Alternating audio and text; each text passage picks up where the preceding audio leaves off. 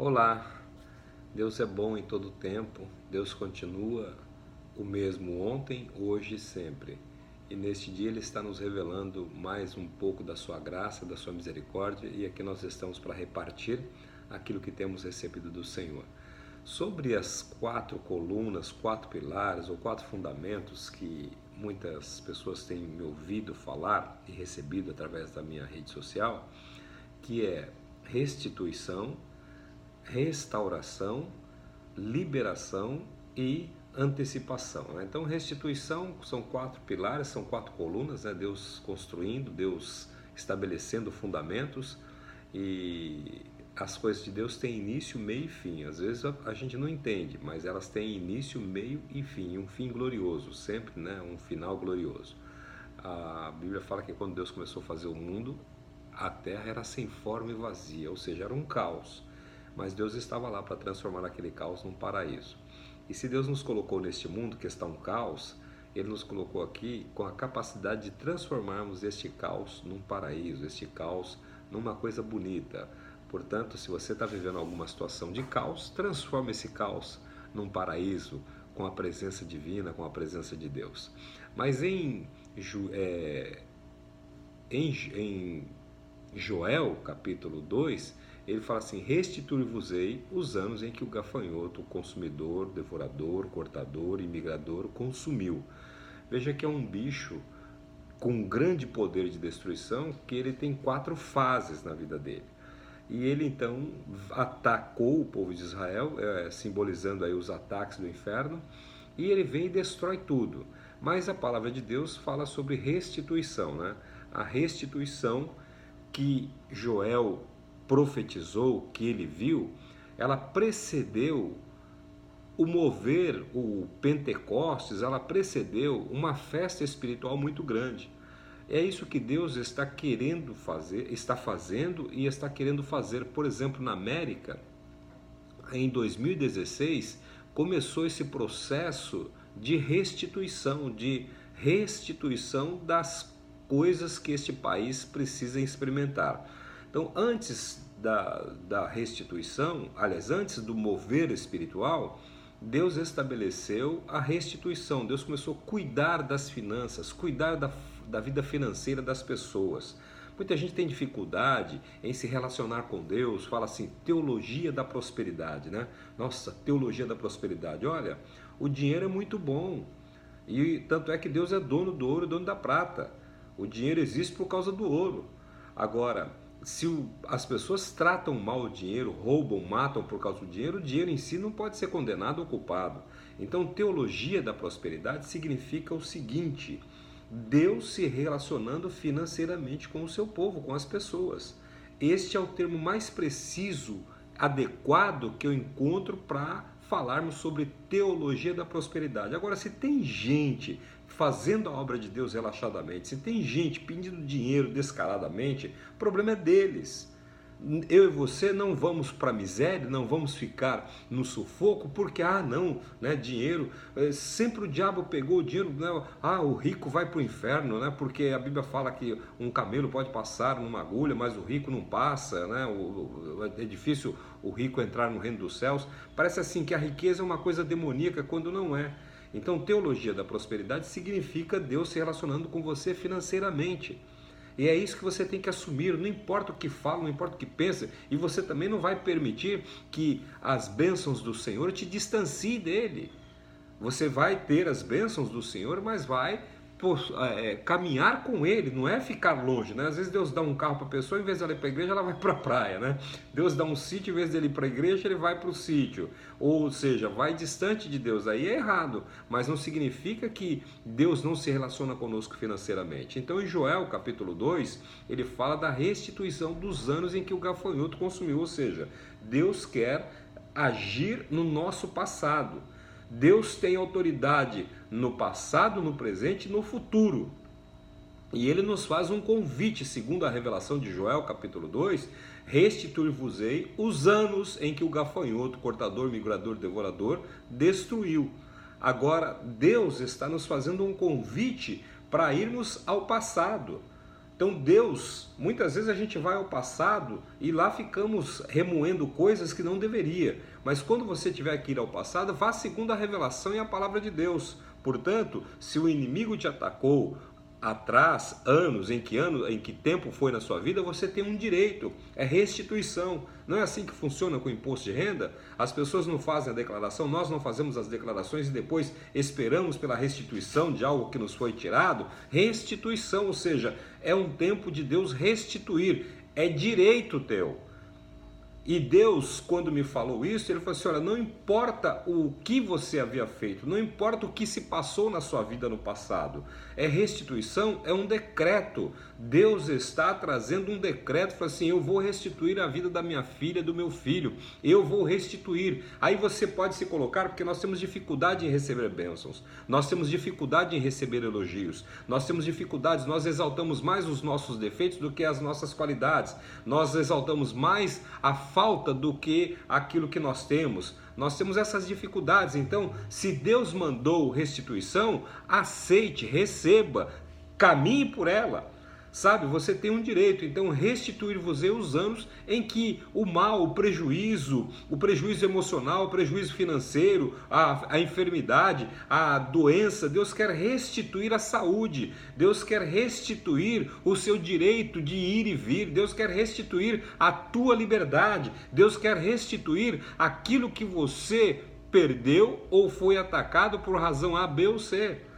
E o que acontece? Deus tem um projeto espiritual muito grande, porque ele fala assim, depois que ele restituiu o gafanhoto, restituiu os prejuízos, sarou a situação financeira, aqui nos Estados Unidos começou um processo de restituição em 2016. É um processo pequeno, porém poderoso. É um processo que tem um início não alardeado, mas que os números hoje da economia, os jornais estão dizendo, são os melhores de décadas e décadas e décadas. Por quê? Deus tem um projeto nessa nação, Deus tem um projeto neste mundo para sarar as nossas finanças, ou trazer alegria, trazer os recursos, mudar a nossa história, tirar a miséria, e ele combate a miséria com a riqueza, ele combate a pobreza com a riqueza, ele combate o desemprego com o emprego, ele combate o mal com o bem. É assim que funciona.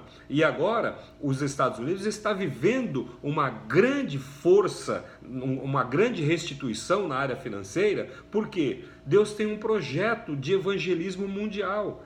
Lá em Joel fala o seguinte, que depois que eles foram restituídos, Deus falou assim, derramarei do meu espírito, e os vossos filhos e vossas filhas profetizarão, os vossos jovens sonharão. Nós temos um projeto de Deus que é muito grande, que ele deseja trazer esta restituição para depois trazer o espiritual. Você entende?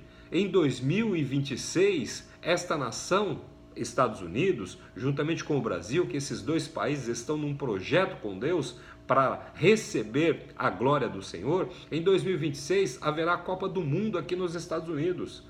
E as revelações que eu tenho recebido do Senhor é que a Copa do Mundo será a maior oportunidade de evangelismo que esta nação terá. Esta nação irá abalar o mundo. Preste bem atenção, o mundo está muito abalado. Os Estados Unidos é onde concentra-se o povo de Deus, o povo escolhido de Deus. E assim, o mundo quer os olhos contra este país, por quê? Porque tem aqui a bênção de Deus. E eles querem destruir. E a Europa todinha não acordou ainda, mas eles já são islâmicos. A Europa já foi dominada pelo islamismo, que é o quê? Aquele pessoal que quer impor o que eles creem, o que eles acham, independente de você crer ou não. E assim, qual é o objetivo? Eles atacarem as forças malignas e tentar neutralizar a força do poder do cristianismo, do Filho de Deus nesta nação. E agora em 2026 haverá a Copa do Mundo, que estará ligado Canadá, Estados Unidos e México. Aí você imagina a Copa do Mundo começando aqui, o que Deus me revelou, que cada jogo será na realidade um culto. A Copa do Mundo vai começar com oração. a Copa do Mundo vai ser uma manifestação da glória de Deus, ou seja, Deus está sarando esta nação, restituindo os anos dos prejuízos que o gafanhoto atacaram famílias. Todo mundo se lembra de uma crise em 2006 que esse país passou, eu estava aqui, foi uma das coisas mais terríveis que eu pude presenciar. O devorador atacou com força, o destruidor, houve coisas nessa nação quase que irreparáveis, mas Deus agora, 10 anos depois, lá em 2016, começou o processo de restituição dos prejuízos. A nação conseguiu se estabilizar e tem força. E o que vai acontecer? É um testemunho muito grande, porque as pessoas, queiram ou não, ficam olhando o que Deus que você serve, o que ele está fazendo, o que esse Deus te oferece, o que esse Deus oferece para que ele creia. E aí a nação terá uma força muito grande e eles poderão fazer este evangelismo.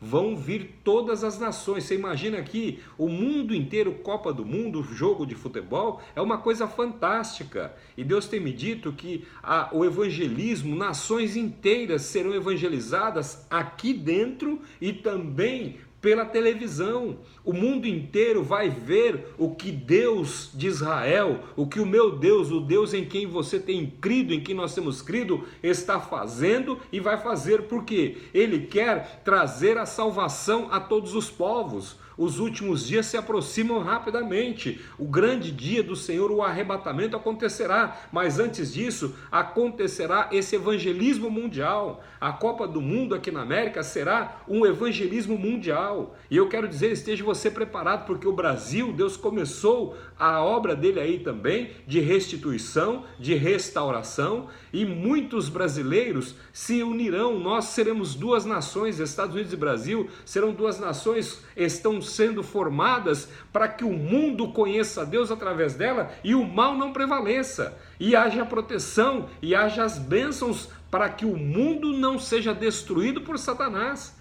E aí, em 2027, o que Deus tem me revelado é que haverá o grande Pentecostes. Há um Pentecostes para a nossa geração, não é só aquele de Atos 2, não. Lá não terminou, a obra do Espírito Santo continua, tanto é que Atos continua valendo. Atos dos Apóstolos, eu e você estamos fazendo parte. Então este mover, o Pentecostes, que é a festa do Espírito Santo, acontecerá depois da restituição.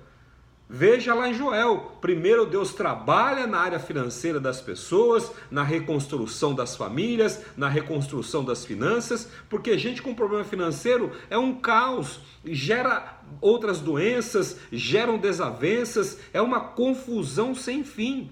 Mas o que Deus vai fazer? Deus começou esta restituição, depois Ele vai derramar do Espírito Santo dele. A Bíblia tem me falado, Deus tem me falado, que os mortos em Cristo, quer dizer que os mortos desta nação, esta nação americana, espiritualmente ela morreu, mas os mortos ressuscitarão, e os vivos, quem são os vivos? São aqueles como você que hoje está muito desacreditado, já não tem aquele amor grande, já não tem aquela paixão pelas almas, já não tem aquela paixão de seguir a Cristo. E aí o que Deus está fazendo? Aqueles que morreram espiritualmente, que esta nação está com esta maldição, os homens e mulheres desta nação, a grande maioria morreu espiritualmente, mas que começou um processo de restituição e restauração. E os mortos e os vivos, que são aqueles que estão desanimados, serão transformados, ou seja, haverá um choque de vida, haverá uma manifestação de poder de Deus em que as pessoas receberão o poder do Espírito Santo, profetizarão, falarão do nome do Senhor, terão visões, e a grande festa do Espírito Santo acontecerá no ano de 2027. O poder de Deus se manifestará nesta nação e o mundo conhecerá Jesus Cristo, para que o arrebatamento venha acontecer, para que a porta, a grande porta da salvação que está se fechando, porque a cada dia que passa a porta fecha um pouquinho, é como nos dias de Noé. A arca da salvação estava lá, mas quando ele terminou, começou o processo de fechar a porta. E fechar a porta de um navio é um processo lento, imperceptível, mas ela começa a se mover de um grande navio. E aí a salvação, a porta da salvação está sendo fechada. A Bíblia fala que os dias estão se aproximando, o dia do fim, e nós precisamos estar prontos para vivermos o arrebatamento, para sermos arrebatados com o Senhor e estarmos junto com eles nos ares. E assim Deus está trazendo a restituição. A restituição, então comece a orar e declarar isto. Restituir os anos que o gafanhoto destruiu na tua vida. Restituir os anos em que o devorador, em que o migrador, o cortador atacaram você. E assim Deus providenciará a obra dele e fará com que sejamos mais que vencedores sempre no nome de Jesus. Quero orar por você, declarar esta palavra, que se cumpra e que seja verdadeira em você.